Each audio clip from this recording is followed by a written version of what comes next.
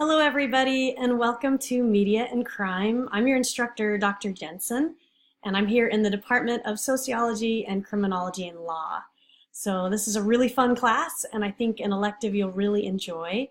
And I just want to take this time to welcome you to the class and jump into our first lecture. So let's get started. Okay, so I'm down here in the corner. Hello! So I like to stay present during the lectures and not just go through PowerPoints, so that way you can see a person talking to you and feel like you're in more of a classroom setting.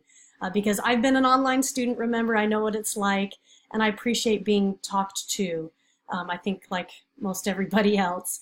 So I'm going to start with just a couple of helpful hints. So this is Module 1, Part 1 of our Media and Crime class. So I have different titles of the lectures that you'll see in the links in Canvas, but essentially all you need to do is look for the part. So just look for Part 1, Part 2, Part 3, Part 4, and watch them in that order. They'll again have different titles, but you'll be able to follow them in that sequence. So this is Module 1, Part 1, Predators, Pictures, and Policy. So we're going to jump into the presentation of how crime has been presented by media and various kinds of media, as well as some of the historical background that we've inherited from our ancestors on how this has occurred. So first, I want to make sure I introduce you to the Surrett text. I'm holding up the book right here. See it? Yay! So this is the Surrett text. Dr. Surrett is a professor at University of Central Florida and is one of the nation's experts on media and crime. As you can tell, this is a very thin book. It's actually very easy to read. The chapters are, I think, pretty light. So this class shouldn't be too much of a burden, really. And it should be a lot of fun. I do add a few other articles here and there in addition to a chapter reading, but I factor that in to try to give you plenty of time to complete everything you need to do. So we're going to be focused on the first chapter, Introduction to Media's Role. And essentially, Surrett argues some of these points. So he argues that media and crime are really in a forced marriage, meaning they have to live together. We live in a world of crime and we live in a world of media, and that's that. They are inseparable but far from compatible. They also kind of antagonize each other in many ways. But crime and justice really cannot escape media attention, nor do we want it to. When we think about it, crime and justice are one of the most important things we want to know happening in our world because it controls our social order, our sense of well-being, and helps us understand the safety of our community. So we want to know about it. But we can't possibly cover all crime through news media, and we certainly do cover crime through popular media as well, dramas and depictions, movies and films. And we subscribe to some of these ideas that are presented, and some of that is what makes comedy comedy. Or drama, because it's something we feel like that is familiar to us and we've seen before, and we already have some kind of thought process behind it. So Surrett also argues that media constructs and shapes crime and justice presentations. And by this, he talks about social construction of reality. Now, this is a phrase that you come across when you take sociology classes, but essentially the social construction of reality means that we are actively taking these presentations that are given to us and building our ideas and perceptions of how we think the world works. Okay, so a lot of this is drawn from an area called symbolic interactionism. So we have theorists like Bloomer, Herbert Bloomer. You also have Irving Goffman that does a lot of this presentation of self, presentation to the world. You have Berger and Luckman. So if you've had an introduction to sociology class or any kind of sociological theory class, and even a few communications classes will do this, they introduce these theorists and their ideas. So again, that social construction of reality is that there's an interactive process between what's presented to us and how we find meaning out of it. We don't subscribe to everything presented to us because our own experiences are going to inform some of how we feel and think and, identify with what the world is about. But we also will subscribe to these presentations when we don't have much to work with, when we have inexperience or a lack of information. Sometimes that's a little dangerous. we have to be skeptical and really authenticate the truth as it's presented to us. And we'll talk about more of how this works in a moment. But these kinds of presentations are available 24 hours a day, 7 days a week now. So we live in a society where you can literally access presentations of crime and justice anytime you want. You can go watch a crime drama through a subscription channel or streaming media. You can watch a documentary. You can watch court TV. There are whole channels dedicated to crime. You can watch news media on the coverage of crime stories anytime you want. You can read books and magazines or articles, and they're all available all the time. Now, in our current landscape, when we talk about social media, some media like this add interactivity to the mix, meaning that there is a back and forth between the consumption, review, and then active creation of news media, because we share, we comment, we put forward information to say, oh, I have photos of this, or I have information to add. And this can be helpful because we have programs like Crime Stoppers that would really like those tips. But sometimes it can be a hindrance because then we get this really fragmented or sensationalized view of what's actually going on, because we get all these random add-ons and comments which really aren't relevant to what's going on. And sometimes they're inaccurate. So we have to consider these ideas. Well, next I'm going to take you on a short journey through a media clip. I'm just going to show you a few segments of it that really start to help us think about what's presented to us versus what is reality. So I'm going to do that now. Hey, we're back. So in this clip, we're going to be watching a brief story, and I'm going to kind of show you different segments of it that was presented by NBC News. That really helps us think about crime, perception versus reality. And we're going to talk about this as we go, and I'm going to be watching with you, and we're going to discuss this together, just as though we were maybe side by side in class. So here we go. Another deadly weekend on city streets. At least 9 people have died and 40 more have been wounded in shootings since Friday night. Is the nation in the grip of a wave of violent crime, or does it just seem that way? 53% of registered voters feel law and order has broken down, and 70% of Americans believe there is more crime in the U.S. than there was a year ago. Okay, so we're going to talk about this for just a moment. So just then, you saw news media images of active crimes in progress, looting, burning trash cans, sites of victims of, where carnage was wreaking havoc, and those kind of things. Those are very common presentations. You see things like the backs of police officers, a lot of crime scene tape, flashing red and blue lights, and these are kind of extra images to help the viewer understand some of what they're looking at. And it also helps kind of provide a good mix, because you don't want to just stare at a sea of carnage all the time. You might need to be kind of presenting the view from a police perspective, from a victim perspective, showing the scene, showing the response, and really interweaving these presentations. And but you saw the statistics that were presented with this. So the statistics show us that people's perceptions about crime being a problem are really, really high. And these come from opinion polls, and we're going to see these again in just a moment. So I fast forwarded a little bit through this clip, and we're going to start to see some of how this plays out. So there were some statements from some politicians that to me weren't as relevant to what we were discussing, so I just kind of fast forwarded through those. But we're going to see some of what the data say, and again, our perceptions tell us. Is America a lot less safe when it comes to crime? In the first 6 months of 2015, violent crime was up as compared to the first 6 months a year earlier.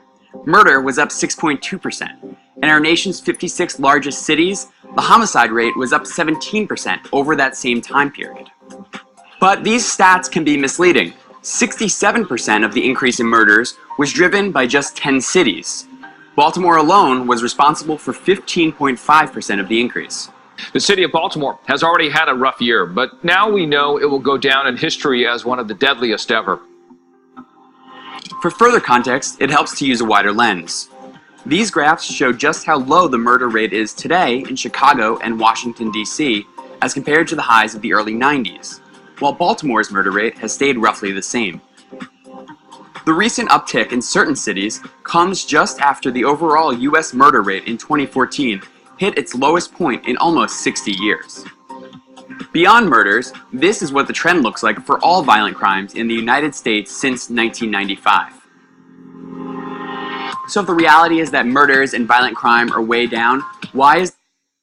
So here we're going to talk about the fact that we have all this data. Now, I don't know if you saw all the sources of the data because they kind of hit the screen very quickly, but these are validated, strong sources. We're going to be looking at these in more detail soon, but these are good sources of data. One came from the University of Missouri St. Louis, which studies a lot of crime statistics and generates a lot of data. The other came from the FBI, the Uniform Crime Report, and certainly there are advantages and disadvantages with these kinds of data collections, but they all tend to show the same trend and the same pattern, basically, again, validating the overall facts that crime has been down. But again, when we watch news media, we tend to think that, everything is falling apart and, things are really bad. But the media often don't place the statistics in the proper context. Yes, we do see a few cities that see spikes from time to time with crime, but overall, most people are safe. So why make the entire country worry about upticks that are really kind of outliers when everybody else is not really experiencing the same phenomenon? And these are national news media presentations. So we're going to continue on in just a moment. So again, here we're seeing those common images, the police car, the crime scene tape, and that starts to get people excited that they're seeing something dramatic unfolding.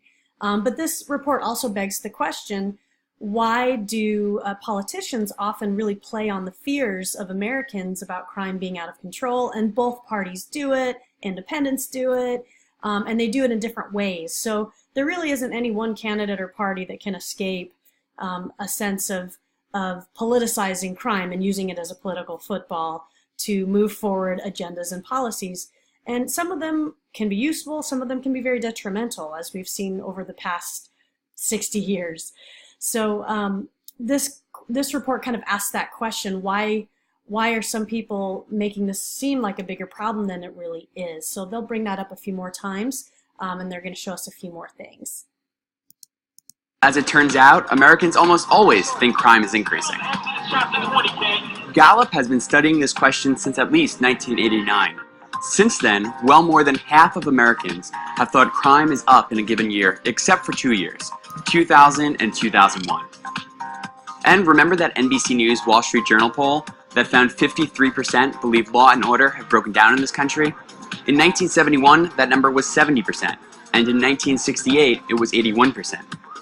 All of which seems to suggest that when it comes to crime and safety during the presidential election campaign, perception often trumps reality. Thank you. Okay, so again, there was a little bit of a political slant to this when this was done, because this is the news media kind of acting more as critic than anything else. But I thought it was an interesting presentation. You could take any major news outlet and you would see something similar. So they are not the first organization to say, wait a second, the actual crime statistics are not really playing into what some of these opinion polls and surveys are suggesting about people's fears. So the Gallup poll is a common one. We also use the General Social Survey. We use political polls and other polls that aren't attached to politics to kind of gauge people's sense of feeling fearful about crime, their opinions on whether crime is increasing, decreasing, or about the same, feeling safe to go home at night, feeling like America is, addressing its crime problem or not. And this will help us gauge really public opinion generally on how we think we're doing. But we're going to move back into our material. Okay, so we're back, and I'm just going to be kind of moving through a few more things, and then we'll be wrapping up in a little bit. But hopefully you enjoyed that clip. But we're going to talk about the history now, because it took us a long time to get to this place where we actually fact check each other, or we try to do legitimate reporting or accountability reporting. That's relatively new as well, and how it's presented. But the relationship between crime and justice really isn't new. It's been around for a long time, and we're going to talk about that history since as early as the 1830s. So modern technologies have really altered the forms that it takes. Those are really the only changes we see. We have reality cop shows that people watch, and there are many different kinds. We have courtroom dramas, court TV, things like Judge Judy. We have interactive gaming. We have, obviously crime movies and dramas on TV. We have documentaries. We have expanded opportunities for really linking media with crime and justice and having all of these sources inform our perspective about what it all means. Again, some are more accurate, some are less accurate. So we have to think about, again, this history. So when we look at the history, we first start in the 1830s, where the role of print media was developed after the printing press came out. And so we had printable objects. Obviously, we had some of that since as early as the 13th, 14th century, but we really didn't see mass distribution and mass marketing until much later. So the 1830s brought about these penny newspapers, and I'm going to show you an example of one, and the whole advent of mass marketing. We also saw special police court crime beats for reporting. Now, what's a beat? A beat is basically your topic or assignment as a reporter for a news organization. So every news organization covers crime today in some form, and it's really a staple of modern daily reporting. But not every news organization covers crime as a beat. That means actually spending time on the crime beat, hanging out at police stations, firehouses, with emergency medical technicians, really getting to know them and their problems and procedures, and looking for stories that might be interesting for their audience. So that's really more of what a crime beat is. And that kind of was invented in the 1800s, which is interesting, but it started to become more sophisticated later as the public was intrigued and had a demand for that consumption of crime news. This is an example of a penny newspaper. So this is one of the very first ones that we ever had. So essentially, this is the willful murder of Mrs. Browning. And you can tell we had kind of scratch plate style drawings that could be kind of put on a printing plate and then, kind of printed out that way. So these were often, kind of hand-drawn, very primitive depictions of a murder scene, a court trial, or even an execution, a hanging. So you see Patrick Carroll at the bottom. This paper came out in the 1830s. I think it was 1835. But you can see that, you can even read some of what was said. I observed some marks of blood on the prisoner's face and also upon his fingers when I took him into custody. So these are actually interviews of cops that came to make arrests. We also had these penny newspapers, or they called them penny dailies, out in other countries. They were very popular in Europe. And so we kind of saw all this mass marketing come out in both Europe and the United States around the same time. But the story could really be anything we wanted it to. And of course, we have these bold headlines, willful murder of Mrs. Browning, because it's going to capture attention, it's going to sell newspapers. So there wasn't as much oversight today as we now know, but these were what some of these penny newspapers became. So why were they a penny? Because that's about what they were worth. But the sense was, if they could do mass distribution, they could make a lot of money. So for the first time ever, most other papers were 10 to 12 cents a piece and really only available to the upper class. So this said, hey, let's get working class people and the emergence of middle class people consuming news. But in order to do that, we had to put the price point at a penny. So now we actually can get penny newspapers into the hands of the masses. So yeah, there was kind of a rank and file of papers, especially the big papers like the New York Sun, the New York World, and these were major papers, like the London Times, the Guardian. These were starting to emerge as competing papers. But to bring the cost down to a penny really started to add to the popularity of these papers. We also had something called a dime novel, which was really a crime book of its own making. So essentially in the 1880s, we had detective and crime thrillers, which came out as dime novels, and that's literally how much they were. They were 10 cents. And they were available for mass consumption, and they could be collected and traded. So this is one of the first dime novels, the New York Detective Library, Phoebe Pollen's Fate. And it was supposed to be a thriller, very sensationalized, very entertaining. And you have to remember, these were the times before we had television and radio, and so this was really how people would explore fantasy and entertainment. As we move forward, the 1800s also brought frames, or perspectives of shaping public perception. So we have interpretive frames, we have crime and justice frames, where people were giving, opinions on crime rather than facts on it, and this created some problems, as you can imagine. So really, crimes grew out of class conflict, where rich manipulated justice. That was a very popular frame because it fed into this idea of us versus them, the wealthy versus the poor, and that was a frame that emerged during this time, and that is discussed a little bit more by Surratt later. We also had comic books come out, right? And so this is a comic book that was kind of back in the day. This was called True Crime Comics. After, again, the role of the print media was developed, we saw comic books emerging with caricatures and stylized images of villains, criminals, and superheroes, and of course crime fighters, and that started to play into how people saw them, either for the better or the worse. You can see it says "blast the rats," right? So we start to vilify the police in this particular comic. So eventually, as we emerge further into the 20th century, dominance shifted to electronic media in radio, film, and television. So essentially you saw commercial films introduced in the 1910s. They didn't have talking yet, right? But they became more dominant in the 1930s, where we saw recordings put together with visual depiction, where we actually hear people talking and singing. And then certainly we had commercial radio developing in the 1920s, and it also allowed live coverage of events, which was pretty interesting. This was also the era of film noir, or kind of the dark side of life, and we saw a lot of dramas start to, really experiment with what could be put on screen and how exciting or dramatic or terrifying it could be. Eventually, TV emerged to the masses in the 1950s and brought the world into our living room. So you can imagine we now have this lens that we can see the rest of the world. It really completely transformed our country. Finally, we kind of get to our new electronic media today, from the 1980s to today. This is where we moved from the analog version of events to digitized media and real-time presentation. Of course, we get also the internet and social media that's still revolutionizing our lives.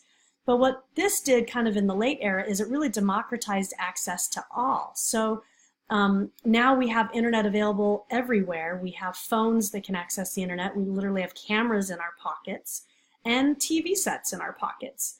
This increased our content and made it really exponential in the sharing capabilities and the distribution of that content. We also saw virtual realities created, where people could create kind of fantasy worlds or things like fan fiction. It allows for interactivity between the news or content distributor and the content consumer. And really, it started to pose this question that anyone can be a journalist. As long as you have a camera and access to something to write with and some way to publish or transmit it, you could be a journalist. So this starts to ask the question in our class, if we're going to rely on news media to present crime, how do we determine who is an authentic, ethical organization to present that story?